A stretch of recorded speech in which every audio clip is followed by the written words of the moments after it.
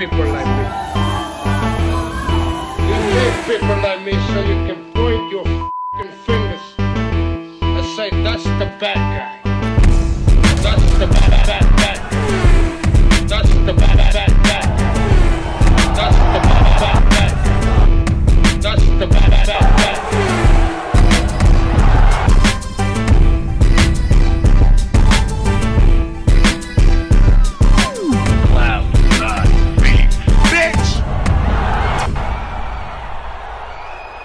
Welcome to the motherfucking relay. We're covering today's top boxing news.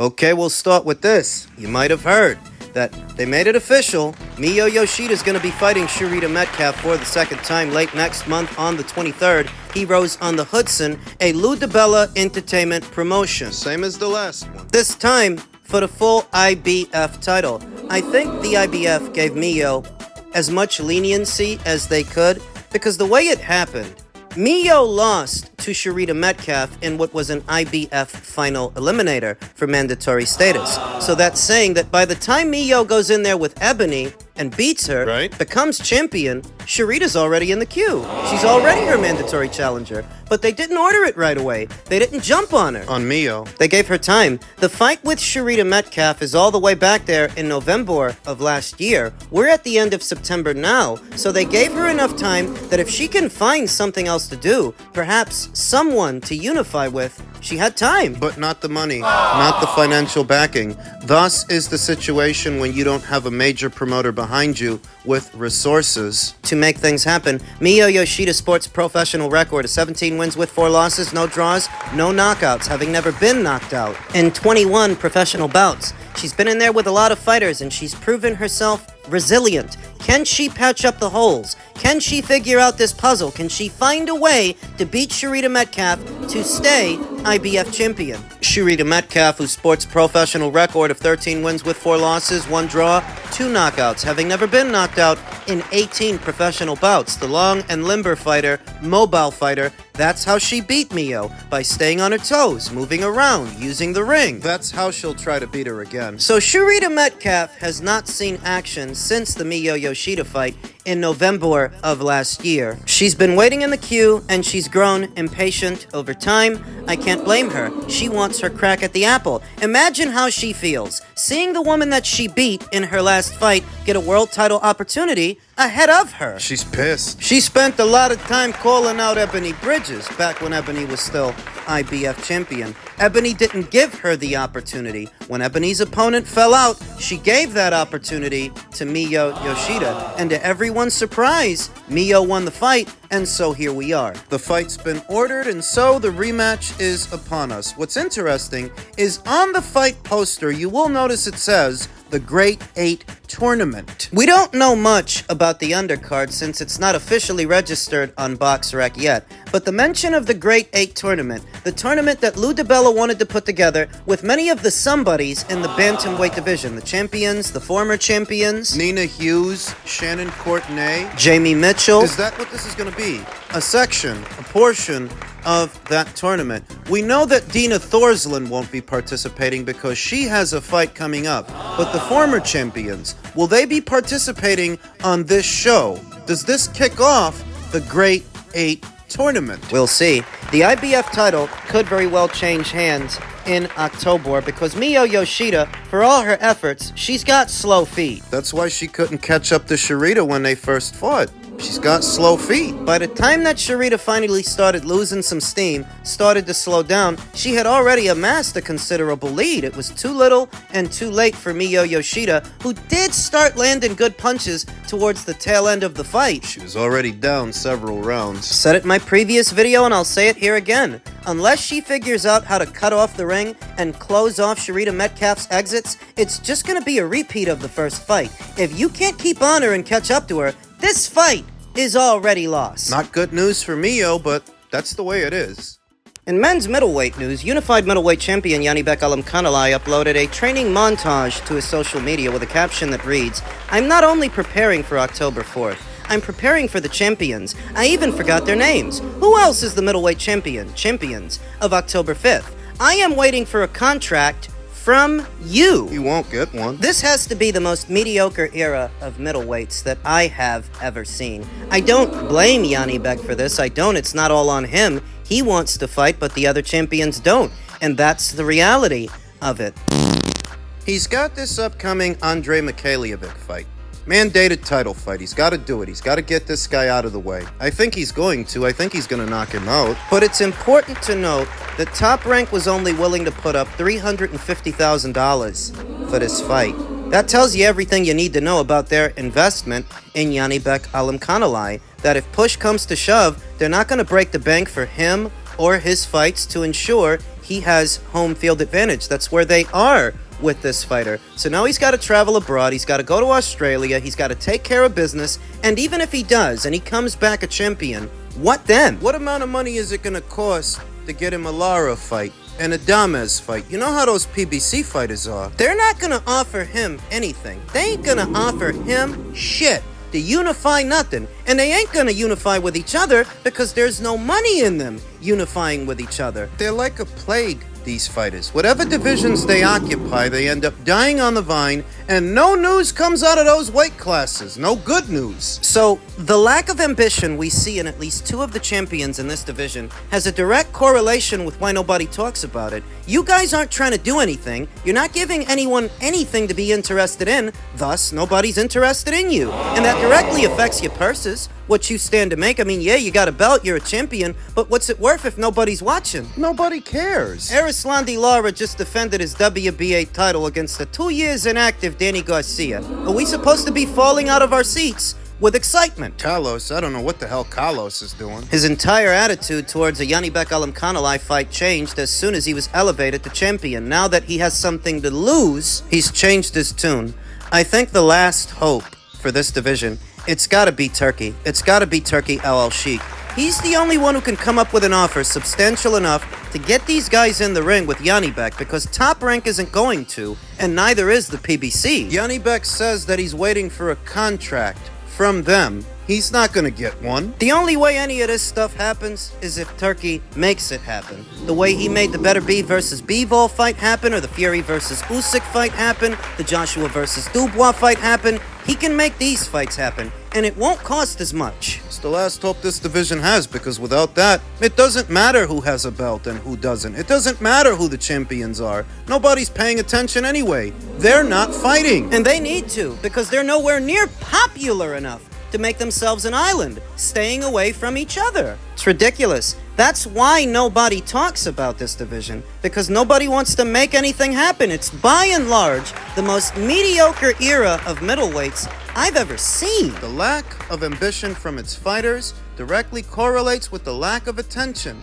this division gets. I blame the Heyman fighters, as I often do, and their perverse vision of boxing, their perverse version of boxing, where it's not about proving you're the best. It's not about collecting all the belts. It's not about any of that stuff. It's about making off like a bandit, staying in safe fights, easy fights, while you bilk the boxing fans. Here's your problem. There's nobody to bilk, because nobody cares. If Janibek Alimkhanalai makes it past Andre, and I think he's going to, and he's fortunate enough that Turkey gets involved and he takes the wheel, he starts sending out offers. Janibek versus Adames. You know, I actually think that tactically and technically, Carlos Adames is a better boxer than Janibek Alimkhanalai. Janibek is often robotic. His combinations, repetitive. He's predictable. I think Carlos has a lot more flair and nuance to his game than Janibek. But what I don't think is that he's a better physical specimen. Punch for punch, I think Janibek punches harder, and I think he might be more durable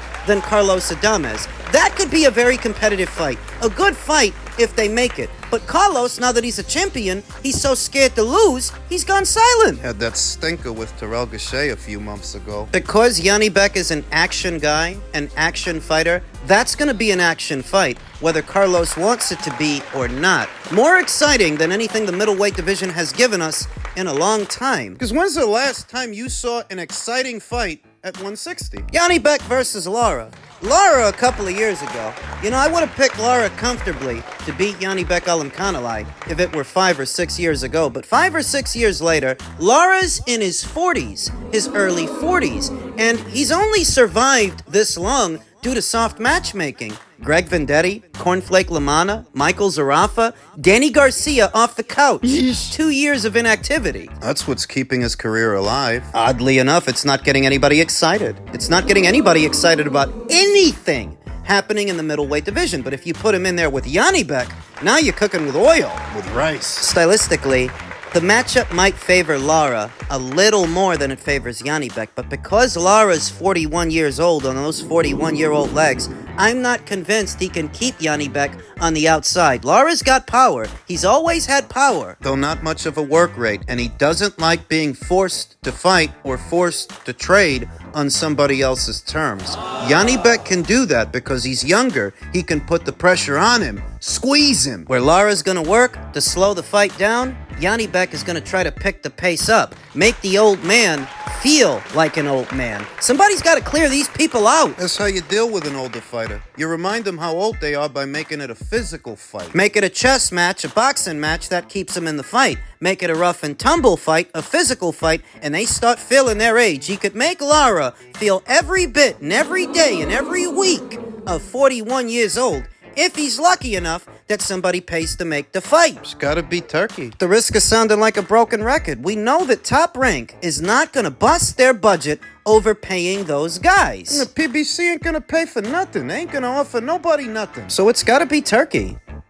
Finally, in men's light heavyweight news, animal Artur Beterbiev repaired and prepared for this undisputed clash with Dmitry Bivol. Artur Beterbiev is a man of few words, but hugely capable. WBC, WBO, and IBF light heavyweight champion has said he's 100% fit and focused on his October 12th unification bout with the WBA king, Dmitry Bivol. In case you're not aware, that fight is a little over 2 weeks from now. It's right around the corner. Having thanked Riyadh season, the fight takes place in Riyadh, Saudi Arabia, and promoters Top Rank in Queensbury, as well as Bivol, for the fight to take place. The 40-year-old, who's 20-0 with 20 KOs, said winning all the titles has always been his goal. It's the top of the meaning in boxing when you have all 4 belts. And that's it, said Beterbiev. I want to win a 4th one. If only all the guys at middleweight had this kind of attitude. Guys at featherweight too. There's 4 champions at featherweight, but none of them are talking about unifying. Asked if he was specifically happy with the defining contest coming against Bivol, who he has known since his amateur days. Beterbiev added, every opponent is different. Every person is different, but we have prepared for this fight to be ready for everything. The contest was originally set for June, but Beterbiev injured his meniscus, and the fight was postponed for his knee to heal. He now says he's ready and would not be fighting if he wasn't fully repaired and prepared. Yes, because I always do preparation for 100%.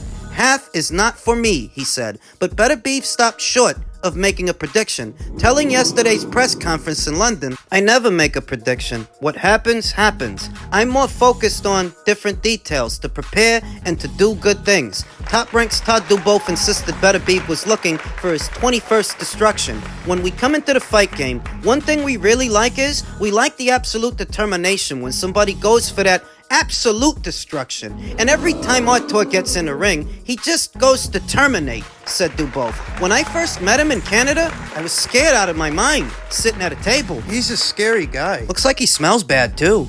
These 2 consummate professionals set a great example for all of their contemporaries, even the ones in other divisions, who could learn from their no-nonsense approach that you don't need to make an ass out of yourself. You don't need to make a complete spectacle of yourself to have a successful boxing career. To make it to the big money, the big bag. Don a persona, a name drop other fighters that are perhaps more popular than you are. You know that Artur was actually asked about a potential Canelo Alvarez fight? That if he beats Dmitry Bivol, would he then pursue a fight with Canelo Alvarez? And this is what he had to say. Beterbiev and Canelo Alvarez.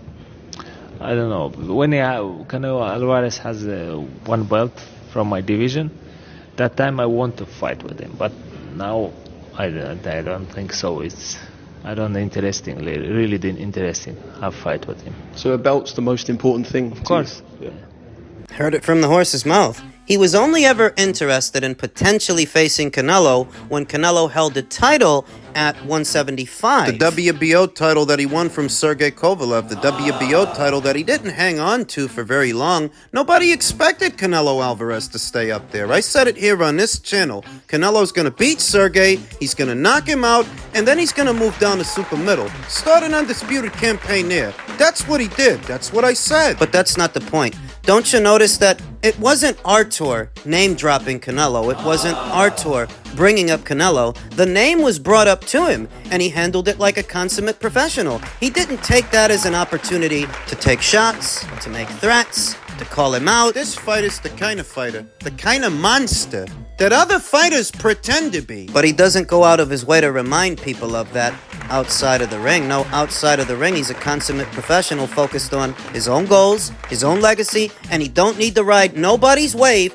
to make things happen for him. He's not swinging off of nobody's sack. Canelo Alvarez recently stated that the only fight to get him back to 175 would have to be a Dimitri Bivol fight, a Dimitri Bivol rematch, revenge match. He didn't mention Artur. It's probably better that he didn't, because as big a Canelo Alvarez fan as I am, in a scenario where Artur beats Dimitri, stops him, becomes undisputed champion, as much as I like Canelo, he loses. He don't win that fight. You ain't got no business being in the ring with no Artur Beterbiev in a situation like that. It's funny. Canelo has the right style for an aggressive volume puncher like Artur Beterbiev. He's got the right style, but not the right size, not the right durability, not the right power. I don't think Canelo can keep him off. Canelo and Artur both happen to have the same sweet spot. Mid-range, the inside. They're both very effective there in their own way. I think that Canelo takes his time a bit more and does a bit more punch picking than Artur Beterbiev. Not to say that Artur doesn't pick his punches, because he does, though he throws more of them. That matters. That seemingly, the bigger, stronger fighter has more of a work rate than the smaller fighter. So there are going to be a lot of situations where Canelo doesn't have a choice but to take the defensive, weather the storm. That goes on for too long, Canelo might stop throwing. Start surviving. And Artur would take over. There's no shame in that, because Canelo's a small guy. I mean, he's small for super middle, let alone light heavy. This is not a video game. It's not like in Street Fighter where you can have two guys that are different sizes but they cause the same amount of damage. This is not like that. If Canelo were to go to light heavyweight to fight Artur Beterbiev in a situation where Artur beats Dimitri, he likely beats Canelo too. He likely stops him for the first time in his career. But Canelo's not focused on him. And as you just heard from Artur, he's not focused on Canelo. Canelo doesn't have anything he wants. He needs. Even though Canelo's worth a lot of money, Artur's making a lot of money. From the undisputed fight. Turkey's paying for it. I'm sure he's paying him well.